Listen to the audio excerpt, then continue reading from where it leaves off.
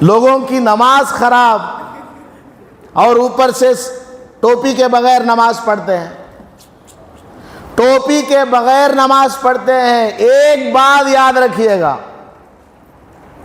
کبھی مجبوری میں ٹوپی نہیں ہے اس لیے آپ نے ٹوپی کے بغیر نماز پڑھی، اللہ تعالیٰ معاف کر دیتا ہے۔ لیکن ضد میں آ کر کے کہ ٹوپی کے بغیر بھی نماز ہو جاتی ہے، اس طرح ضد کر کے ٹوپی کو پہننا چھوڑ دیا، یاد رکھو تمہارا انتقال ایمان پر ہوگا یا نہیں کوئی گارنٹی نہیں۔ ٹوپی سنت رسول صلی اللہ علیہ وسلم ہے، سنت کا مذاق اڑا کر کوئی اپنا ایمان بچا نہیں سکتا۔ سنت کی توہین کر کے، رسول اللہ صلی اللہ علیہ وسلم کا دل دکھا کر کے کوئی مسلمان اپنا ایمان بچا نہیں سکتا۔ تو ٹوپی پہننا چھوڑ دیا، نماز کیسے الٹا سیدھا پڑھتے ہیں، ٹھونگے مارتے رہتے ہیں، انگلیاں ہلاتے رہتے ہیں، کیا طریقہ ہے نماز میں؟ نماز کو کہا گیا اطمینان کے ساتھ پڑھو، شہادت کے وقت میں اٹھانا ہے پھر گرانا ہے، اشہد ان لا الہ الا اللہ واشہد ان محمدن عبدہ ورسولہ۔ اب پوری نماز میں آخر تک انگلی اسی طرح رہے گی۔ یہ کیا حرکت کر رہا ہے؟ حرکت سے کیا ہوگا؟ آدمی کا کانسنٹریشن ڈسٹرب ہو جائے گا، ادھر ادھر اس کا دماغ جو ہے چلنے لگے گا۔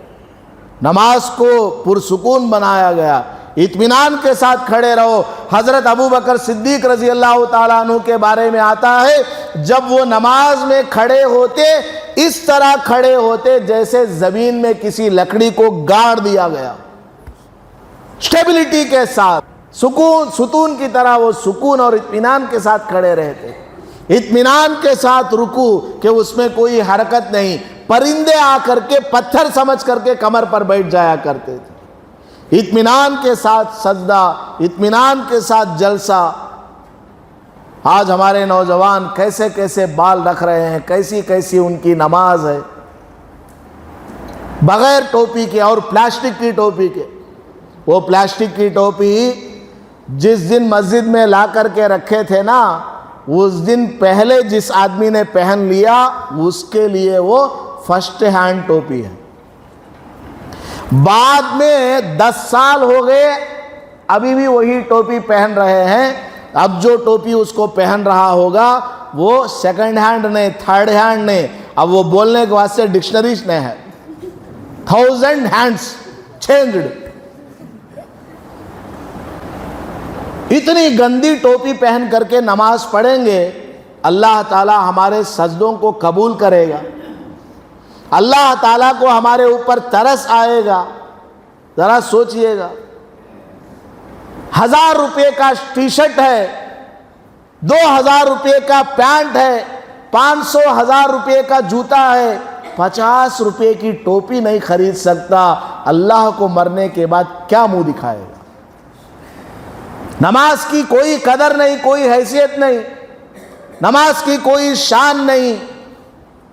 آدمی کو سوچنا چاہیے۔ تو میں یہ عرض کر رہا تھا، ہمارے دلوں میں اگر مسجد کی عظمت نہیں ہے، دین کی عظمت نہیں ہے، قرآن کی عظمت نہیں ہے، تو پھر کوئی فائدہ نہیں ہے ہمارے مسلمان ہونے کا۔